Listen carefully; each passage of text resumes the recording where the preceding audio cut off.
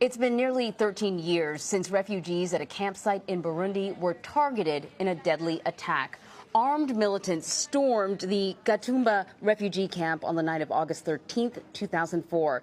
The camp was home to hundreds of refugees. 166 people were killed on the night of the massacre, and dozens were left injured with nowhere to go.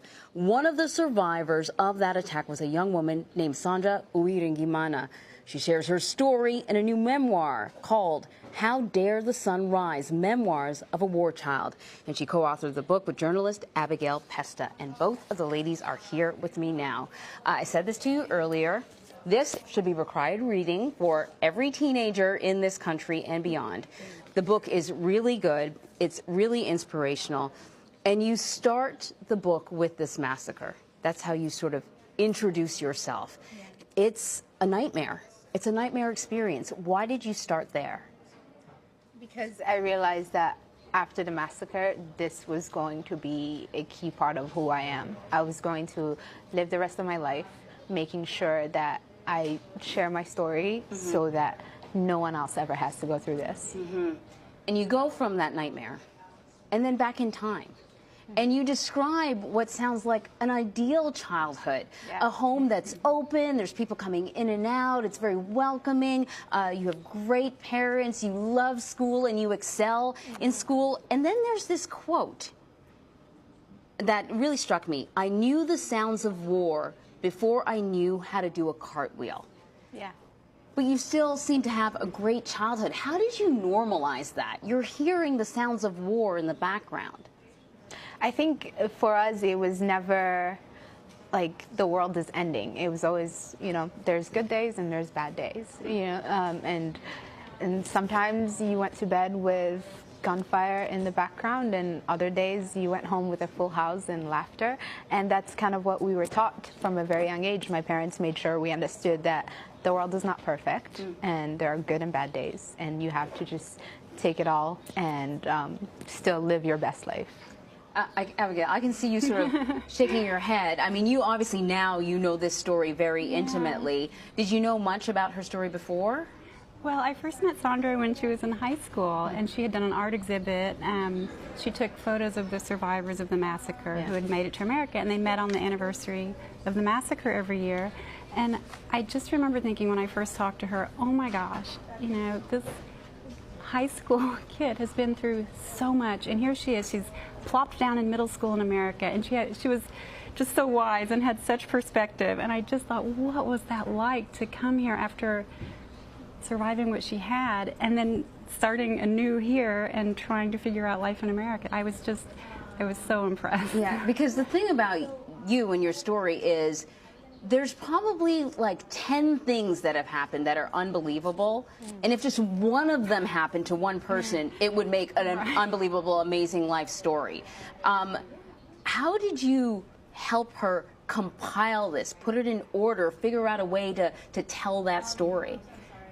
I would say it was such a journey, and we had so many heart-to-hearts and late-night talks. I mean, Sandra's in college, so and I'm a journalist. We had a lot of things going on, and especially for you to relive that, to, you know, there were things in the book you put in the book, you know, that Sandra hadn't even told her own family, and that's how personal it was. And I just remember you saying, I want it to be authentic. I want it to be my authentic story. This is what it's really like. And that takes such guts to put your whole self in a book, put yourself out there. But so we really just talked through everything, you know, just the whole journey. And sort of, you know, it came full circle when we were thinking about how do we present it. And I'll let you talk about how, I just remember this night we were talking, I'll never forget it, and it was about your little sister who you lost, and how in the end you said this is a story for her, and this is the story I would tell her. It was just so moving. Because in that massacre, though most of your family remarkably, miraculously made it out, your little sister did not. Yeah. She was killed while my mother was holding her, and on our way to escaping. And ever since then, I've kind of lived my life not believing that she was really gone. So when it came time to write this book, I knew that I just wanted to kind of update her on life since losing her, and I knew that I wanted to include every single detail that I could possibly tell her. And so this book is ultimately for her, but I hope that people can, you know, find points of connection and hopefully apply it to, you know, their neighbors and friends and new people that we're welcoming into this country. Yeah, that is something that I found very interesting about this book, because obviously I've lived a very different life than you, but I did find a lot of points of connection. I am the child of immigrants like you, and there were a lot of things that are very American, experiences that are very American. I kind of like want to tease this a little bit so everybody knows, because it's the story of a refugee, a survivor of a massacre, who eventually is being interviewed by Charlie Rose and sitting next to Oprah Winfrey and introducing Angelina Jolie on stage. That's just the tease. But a lot of stuff happened in between. And I found myself, as I was going through this book, thinking, when is she going to see a therapist? When is she going to have a breakdown? When is she just going to stop and say, I give up? I had many. Yeah, in the last chapters, when I started college, I had many breakdowns. And, you know, we don't have language to express that. So it completely drove a wedge between me and my parents, because I wasn't able to communicate that I needed help. Yeah. You know, you talked about some of the stuff that you wrote about in the book, and you two talked together about. You hadn't talked to your family members about. Have they read this book? Yeah, so I recently had to confront my parents about some of the experiences that I talk about in the book. And we just kind of sat down and talked, and their reaction was exactly as I had hoped it would be. But my mom's first reaction was, oh my goodness, are you not afraid that people are going to judge you? Because that's our world. We care so much about what everyone thinks. Like, our culture is very traditional, very close. So, you know, ladies aren't supposed to talk about things that make them look bad. Right.